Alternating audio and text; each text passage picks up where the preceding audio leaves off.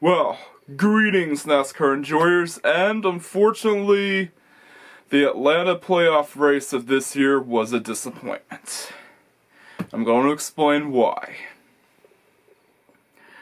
Alrighty, so, in the first half of the race, we got to see some excitement. And yeah, Kyle Larson was looking pretty strong. But unfortunately, he crashed himself out really early into the race. And it was before the first stage even ended. So yeah, first caution, Kyle Larson wrecks himself out, and guess who he takes out with him?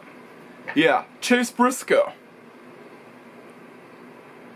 Another one of the playoff contenders. So yeah, both playoff contenders are out of contention for the Atlanta race. And of course, Ryan Blaney wins the first stage under a caution. Yeah. And this would set a mood for the whole entire race, as we would get to see nothing but Penske win the race. Yeah, so Ryan Blaney won the first stage. Come the second stage, and there were barely any cautions. And of course, Austin Cindric wins the second stage. Yep, another Penske car wins the second stage. And of course, there was also a debris caution in one of the stages. Yeah, a debris caution. Haven't seen those in a while now, have we? But that's not the most bizarre caution that happened in this race. And you're about to see what the most bizarre caution is in the Atlanta race. So yeah, in the final stage, we got some excitement. Some highs and lows. It looked like that either Ross or Daniel was going to win. Heck, it would be great if Daniel takes his second Atlanta win and does the Atlanta sweep like Austin Hill did in the Xfinity Series. But that's not what happened though. So, in the final stage there were even more cautions, like a few more cautions, and the most bizarre caution came from the fact that the Walmart signage fell off onto the track. It was hilarious. It was the most goofy caution ever. Yeah. John Hunter Nemechek was also involved in a wreck, but that wasn't nearly as meme-worthy as this caution. Like, what? How did that fall off? And of course, the AMR safety crew had to take the other signage off to prevent another incident like this happening. Yeah, they knew it was weird. And of course, I was rooting for Ross, or heck, Daniel Suarez. And of course, we got an overtime caution coming into the race. Yeah, there was an overtime caution. And of course, the race ended under caution. Yes, there was a wreck in the end of the race, in the final lap of the race. Had this caution not happened, Daniel Suarez might have won. But it's not to be though, as guess who wins the race? Joey freaking Logano. Yeah, so Joey Logano wins the race. What a surprise. The most undeserving two-time NASCAR champion in history wins the race, yeah. As you can tell, I stopped being a fan of Joey Logano ever since that incident in pit road. I'm not letting him live that down for that one. But anyways, Joey Logano won the race. Yay. And the race, of course, is not nearly as bad as the Brickyard 400 or even the Spring Texas race, but it's still disappointing. A race, a good race, ended by a caution. yeah, I'm beginning to see a trend here. You got some excitement going on in the race, and got some of the most exciting drafting racing ever, and some of the most exciting passes ever, but then the race falls flat on its face and ends under a caution. What a disappointment. And that's why I'm rating this race a 7 out of 10. If it was by a decimal, it would be a 6.3 out of 10. So yeah. Not nearly as bad as the other two races that I mentioned. The Brickyard 400 and the Spring Texas race. But it's still a disappointing race. And it's disappointing to see the race end under a caution.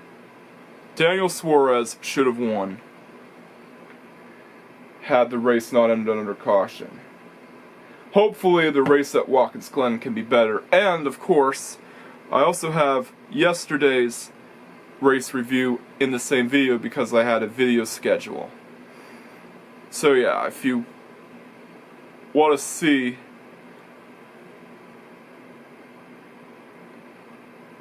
another race that you might be interested in, wait to watch the video. Because I got a Cup Series and Xfinity Series race. I also didn't mention this in the other Xfinity race review, but there's also a Cup Series race review that you might watch that's actually better than this one. And no, the race wasn't actually better than the Xfinity race. But still, could have been a lot worse. But anyways, on to the Xfinity race.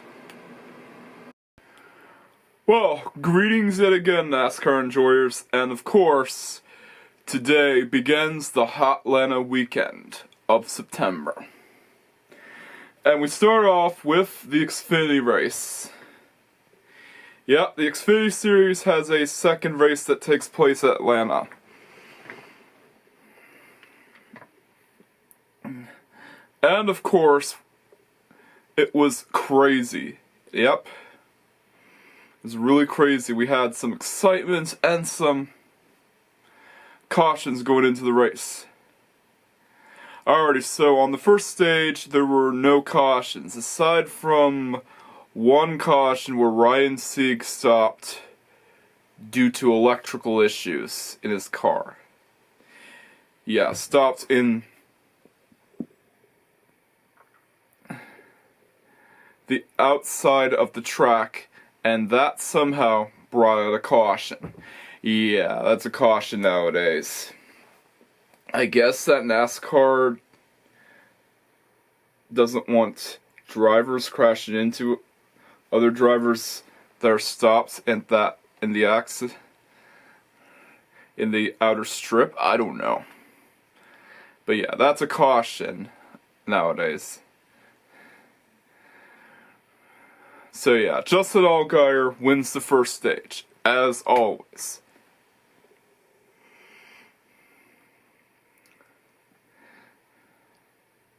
So comes stage 2, and we get our first crazy caution of the race. Yep, that's right. Sam Mayer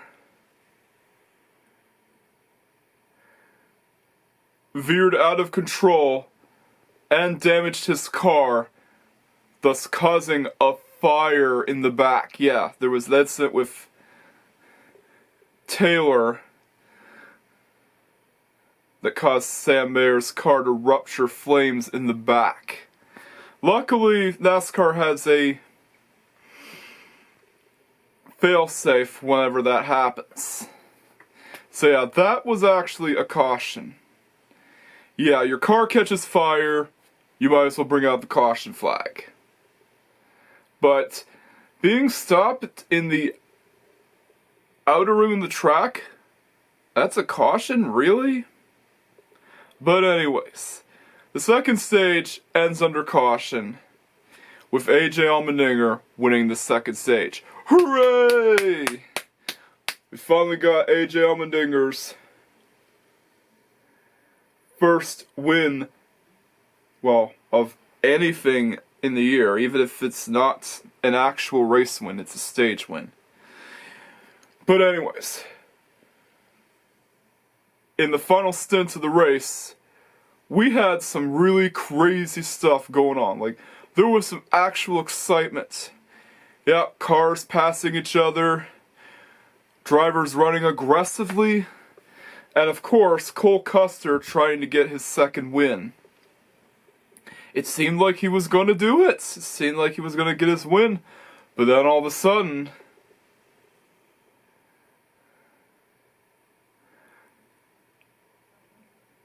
Justin Allgaier and others ran aggressively. And of course, brought out another caution. Yeah. Cole Custer, Justin Allgaier, and Riley Herbst and others got involved in this big wreck that caused a red flag restart. Yeah, it was so damaging to the cars that it was too severe to be considered a normal caution. Yeah, this took out some of the favorites to win, like Cole Custer, Justin Allgaier, and Riley Herbst. So yeah, red flagged. We have another race that is red flagged. And come to the final yellow flag restart. We have a few drivers that are left to take the race win. And surprisingly, Lawless Allen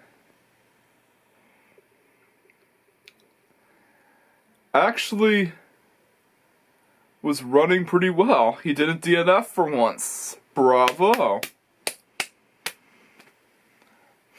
Lawless Allen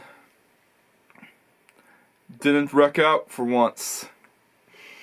But he didn't win as, of course, we had an intense battle between Chandler Smith, Corey Heim, and Austin Hill. Yeah, Austin Hill, you know, the driver of RCR that gets his villain arc. So yeah, it was a freeway battle between Austin Hill and Chandler Smith, two of the top guys, and a third driver, Corey Heim, who is not even with a top team and is with an unsponsored ride. So, it is a battle of two top guys and one underdog. And of course, guess who manages to win? Yep, that's right. It's the guy that's in the video footage right here. I wanted to post a screenshot of a car that looked similar to Austin Hill's of Atlanta because he ran a different car for what he ran in the 2020 season, but I still wanted to include his 2020 car for convenience as he is the driver of that, or was the driver of that car. But anyways, that guy driving that Toyota Supra, or used to drive that Toyota Supra, was the driver that won the September Atlanta race. Yep, Austin Hill. Austin Hill ended up winning the September Atlanta race and actually did an Atlanta sweep. So yeah, Austin Hill ends up winning. Yay. Yeah, so aside from an Austin Hill victory, the race was an 8 out of 10. There was actually some pretty good action and, of course, some unpredictability in the race itself. I was actually rooting for AJ Allmendinger and Corey Heim and, heck, Cole Custer to win the race, yeah. I'm more of a Cole Custer fan than a Austin Hill fan, as if you haven't known already. I'm more into Cole Custer than Austin Hill. But anyways, the race gets an 8 out of 10. It's another Austin Hill victory, but it was still exciting, and the race wasn't ruined by a caution. And we actually got some exciting action worthy of a mini super speedway race like Atlanta. Atlanta is now a unique track. And I think the reconfiguration of Atlanta actually worked here. Yeah, Atlanta is a track that went under 3 configurations. First being an oval, a traditionally shaped oval, then a tri-oval similar to Texas and Charlotte, and the last being a mini super speedway. So yeah, so far so good. So what? Hopefully the Cup Series race will be better.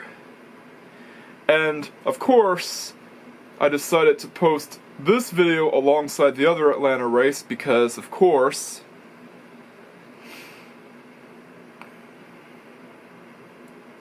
I have another video to post.